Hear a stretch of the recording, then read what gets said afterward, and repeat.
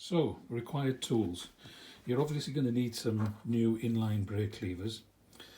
Now these ones, for my bike, I've got the extra wide handlebars, so these ones happen to be 31.8 millimeters in diameter, so they're quite wide. You can see there, and they've got the barrel adjuster on them. Most of them do have the barrel adjuster actually, and these are fitted on with an Allen key. So you're going to need to buy a set of them. Now in terms of cost, what do they cost? These ones I got off eBay delivered for about 12 quid. They can go anything up to 35, 40 pounds. If you're bothered about brands, then you get branded ones that go up to about 40 pounds, and then there's your fitting on top.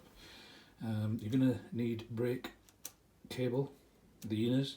You don't necessarily need brand new ones, you can reuse the old one. What I tend to do is just put new ones in. These cost £1, £1.50 each, and for that I don't want to risk using crimped or kinked cable that's going to reduce my braking efficiency. Depending on what kind of fittings you've got, you're going to need a screwdriver or Allen keys. This one is fastened on by a screw with an Allen fitting on the back there, so one of them. You might also need screwdrivers to take off anything else that's on the bike that's in the way. Some electrical tape. You'll need to take off part of the tape that's already on your bike and then redo it with some new tape. Some brake cable end caps, cable cutters, a very nice Park tool one here, and you've got a pick. You're going to need a pick. For most cabling jobs, I tend to, you can do without, you're just going to struggle. If you've got the right tools, it's a lot easier. Once you've cut either the new or the old cable housing, what tends to happen is that end there crushes a little bit, and you just use the pick just in there just to open it up to allow the inner cable to pass through easily.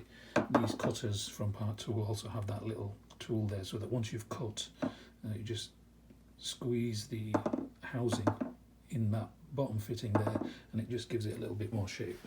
So that should cover what you need to complete this job. So this is the bike that I'm going to be fitting them on. So right now I only have the normal road type of brakes like I've got here.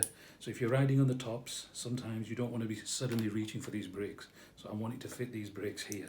Now you'll notice that this is roughly where I want to fit them, but the existing bar tape and electrical tape is in the way. So I'm going to start off by peeling this back, trying not to damage the existing tape because I want to reuse that.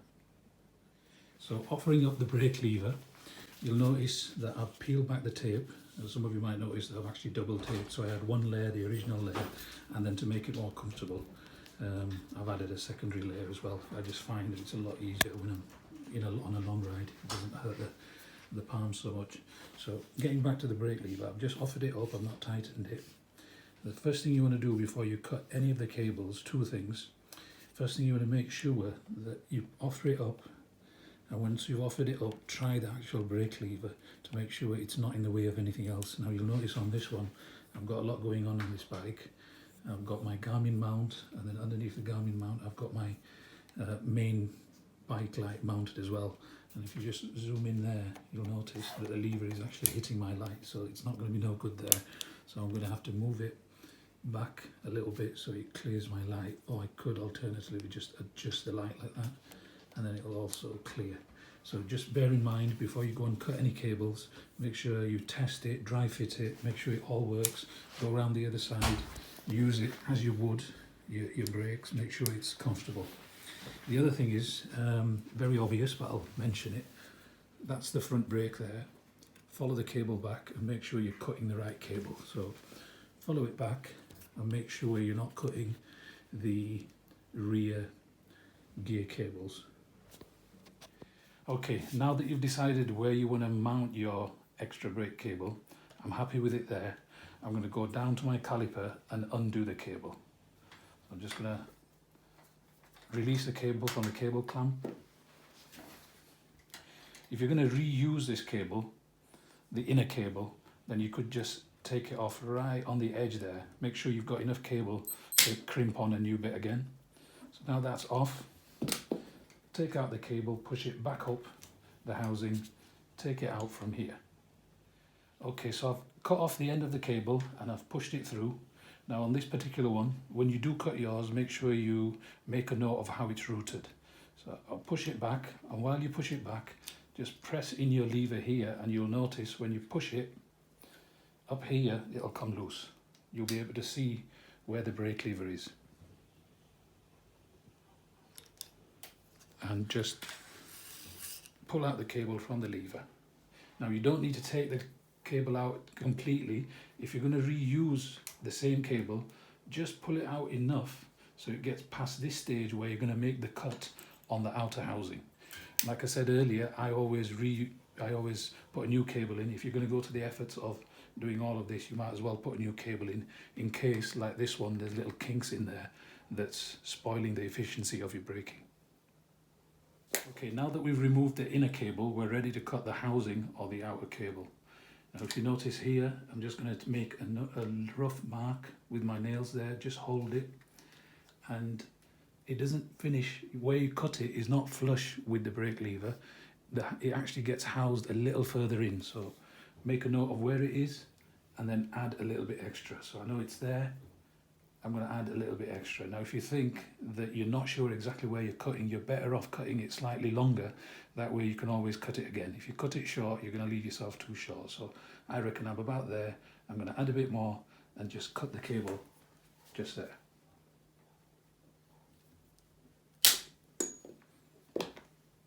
Now that I've cut it,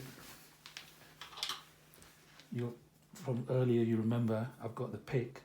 The inside of the cable just gets crushed, so I'm just going to use the pick to open it up to allow the inner cable to run smoothly.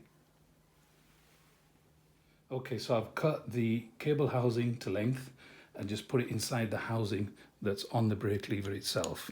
This side doesn't actually need a ferrule because it stops on the inside of the brake there. It's got a little housing. Now, what I didn't mention in the kit as to things that you need was a ferrule. So for the other side, you will need a ferrule, and you'll notice the other side of the brake lever has a little barrel adjuster. So you've got even more choice in terms of fine-tuning your braking.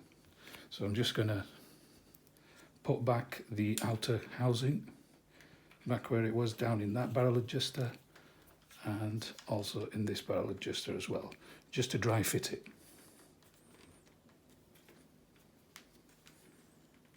Okay, now that we've cut the cable housing for here and attached the cable housing which takes us down to the brake calipers, we're going to feed in the inner cable. Now this can be quite tricky, so you just, hopefully when you took it out you will have noticed where it came out from, and you use the same route to feed it back in. Now hopefully if we fed it right, it should come out of the outer cable there, and then you just need to feed it, pull out all the excess,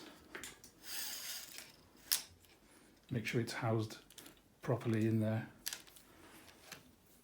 and then what I usually do is feed one cable at a time. You'll find that there are bottlenecks, so to avoid the bottlenecks I've fed it up until this point, then I'm feeding this separately. Try not to get all looped up. Looks like we made a mess of that one. 1 second.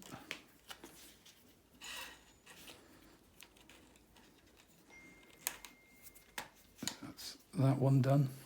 Through the barrel adjuster. Now if we just find the end, the ferrule that we put on, and we feed it through, it should come out here. And once again, just pull that through. Make sure it's not looped over anything, and we have to undo the lot.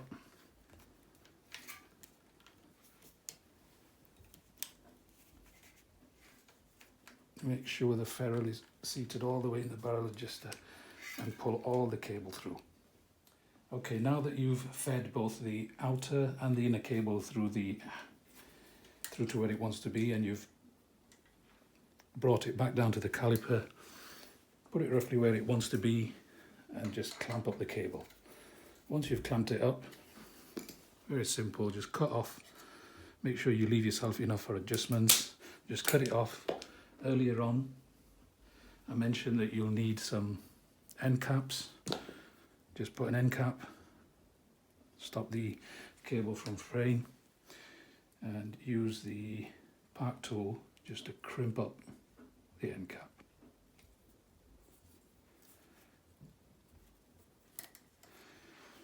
Now at this point you'd spend a whole load of time adjusting your brakes, making sure they're perfect.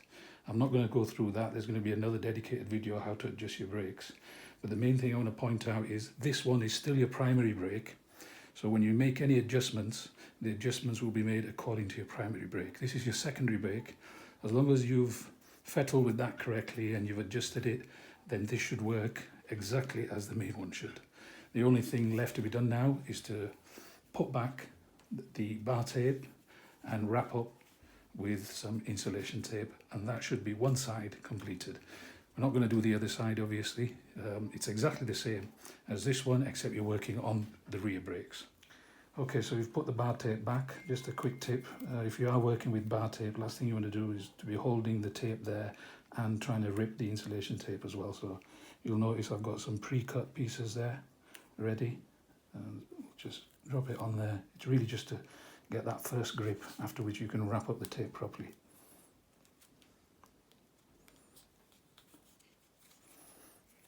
Another piece is ready.